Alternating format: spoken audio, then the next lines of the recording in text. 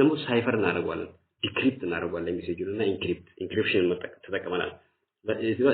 ሰብቲለር ነው ማለት ነው እና ደግሞ the attacker the passive attacker cannot extract information from the message easily ማለት ነው okay analyze ያደርጋል ቁጭ ብሎ ማለት key ነው የተጠቀሙት that's the types of passive attack under active attack we have what 4 categories አራት አይነት አለን active attack ከpassive attack ለየት የሚያደርገው ወኔ ያደጉ ማሊዳ active attack involves somewhat modification of data I love you ብለህ ስትጽፍላት I hate you አድርጎ መቀየር ይችላል ማየት ብቻ አይደለም it can modify okay or stream and can be subdivided into አራት ናቸው masquerade ይባላል masquerade the first one is what there are 4 types of active attack masquerade replay modification of message and denial of service እነዚህን አንድ በአንድ እናያቸዋለን highlight all this okay ግን on chapter 1 part 2 ላይ በደንብ ዲቴል እናያቸዋለን okay masquerade when we say masquerade take place when one entity pretend to be a different entity ማለት ነው simply በአማርኛ ወይም በኦሮምኛ ሳረግላችሁ masquerade ምን ማለት ነው Mr. X is sending message for Mr. Y. Okay? So, ይሄኛው አታከሩ እንደ Mr. X ሆኖ ለMr. Y ምን ይጽፋል ማለት ነው ሜሴጅ ይጽፋል Mr. Y እኙ ነርጉ ጅረብ በፋይቱ Mr. X ነርጉ ጅረብ በገሩ ነው attacker active attacker is sending that kind of attack is called what masquerade this kind of masquerade take place when we will say masquerade take place when one entity pretend to be what a different entity ማለት ነው ኢሜጁን ማየት ይችላልችሁ እንዲገባችሁ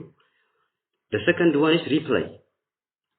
is it involves the passive capture of data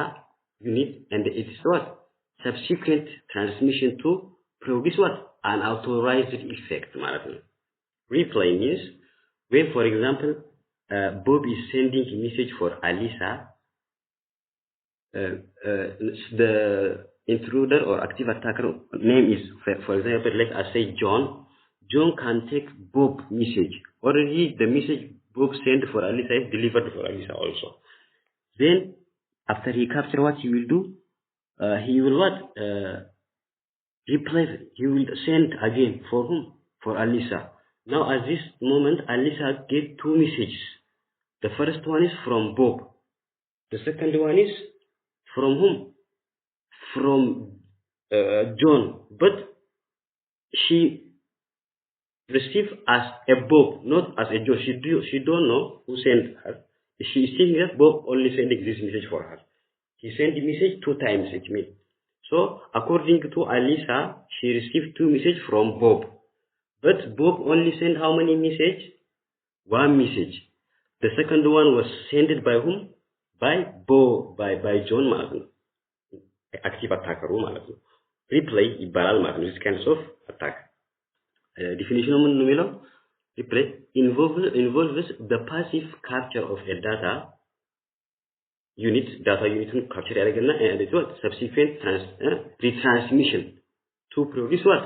an authorized effect አሁን ለምሳሌ እሱ የላከውን ነገር እሱ በቃ ድጋሚ ማላክ ማለት ነው ዝም ብሎ the third one is modification of message ይሄ ምንድነው ይሄ የላከውን ይዞት መንገድ ላይ ማለት ነው ቀይሮ መላክ for example let's see the definition of modification of messages simply means that some portion of a legitimate message is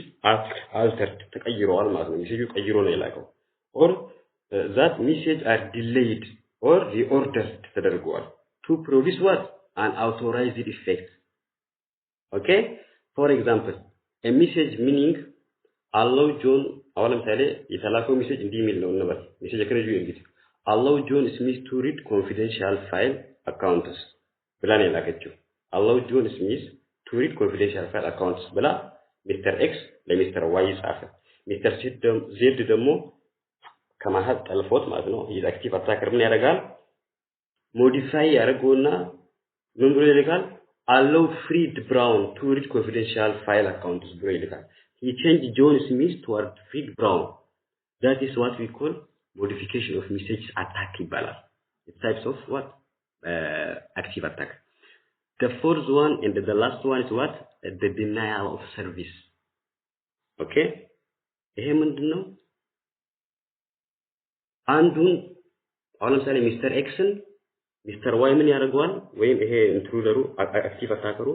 ሰርቪሱን እንዳይጠቀም ያደርገዋል። ቢዚ ያደርግበታል ሰርቨሩ። ለምን እሱ እንደ ሚስተር ኤክስ ሆኖ ለሰርቨሩ ጥያቄ ያበዛበትና ጥያቄው ሲበዛበት ሰርቨሩ ቢዚ ይሆናል። ከዛ ቢዚ የተደረገ ነው ለዚህ አይሰራለትም ማለት ነው። ኦኬ let's see the definition. The denial of service prevents or inhibits the normal use or management of communication facilities. This attack may have a specific target. For example, targetu ምን ናቸው? An entity may suppress all message directed to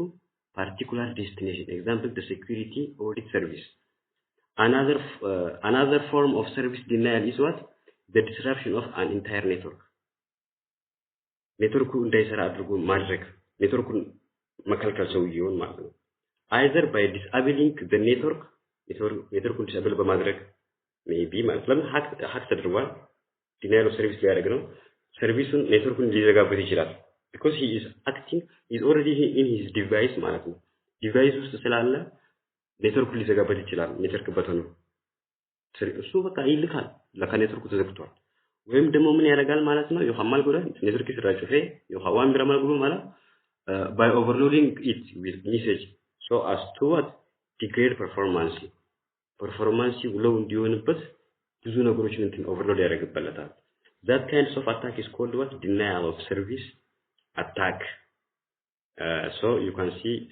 the image on slide 18 or 18ኛው ላይ አለላችሁ ማለት ነው ኢሜጆቹ እንዲገባችሁ ይበለጣ generally እነዚህን ኮንሰፕቶች ማወቅ አለባችሁ ጋር ዋን ከነቤ ሁቋብናችሁ security attack ዩዜሽን ነው interruption interception modification እና fabrication interruption inte yumjna when we will say this interruptions happen this is an attack on what availability it attack on availability is called what interruption okay interception is this is an attack on confidentiality okay that's interception when we say modification this is an attack on integrity when it's modified ተደርጓል ማለት ነው we say integrity is equal to send plus receive this is an attack on what authenticity you have to know these terms properly okay when we come to the next we see that security attacks okay from those we say ሶስት አይነቶች ነው ያሉት OSI security architecture እና security attacks ያየነው security attack ነው አሁን security attacks ምን ናቸው ብለናል ፓሲቭ እና አክቲቭ ናቸው ፓሲቭ ስር ሁለት አሉ ሪሊስ ኦፍ ሜሴጅ ኮንተንት እና ትራፊክ አናላይሲስ ከዛ በኋላ ደግሞ አክቲቭ አታክ ስር ደግሞ አራት አሉ እነሱም ማስኪውርድ ሪፕላይ ሞዲፊኬሽን ኦፍ ሜሴጅ ኤንድ ዲናይል ኦፍ ሰርቪስ ብለናል ይሄን አንድ ባንድ አይተናል ዲቴል አሁን ደግሞ የሚቀረም ምንድነው ሴኩሪቲ ሰርቪስ ነው ማለት ነው ከዛ በኋላ ሴኩሪቲ ሜካኒዝም ማለት ነው ኦኬ when we say security service ቅድም ዲፋይን እንዳደረግነው security service is what a service that enhances the security of data processing system and information transfer security service make use of what one or more security mechanism to protect what security attack ማለት ነው okay so that is what we say security service so we have 5 types of security service the first one is authentication second one is access control the third one is data confidentiality the fourth one is data integrity the fifth one is non repudiation እነዚህ ናቸው ማለት ነው ከዛ በኋላ under authentication we have two types of authentication ማለት simply እንዲሁ ነገራችሁ ምንድነው ሴንደሩ ያ እናንተ ያያላችሁት ሰውዬ መሆን ማረጋገጥ ማለት ነው the assurance that the communicating entity is the one that is claimed to be MTQ ጃሳው ጁሩሱን ጉርባኑ ቲባኑ ሴንቶሁ assured is called authentication there are two types of authentication peer entity authentication and the data origin authentication peer entity authentication is used in association with logical connection to provide confidence in identity of entities connected. Peer entity is simply ያላከው ሰውዬ Mr. X መሆኑን አውቶንቲኬት ማድረግ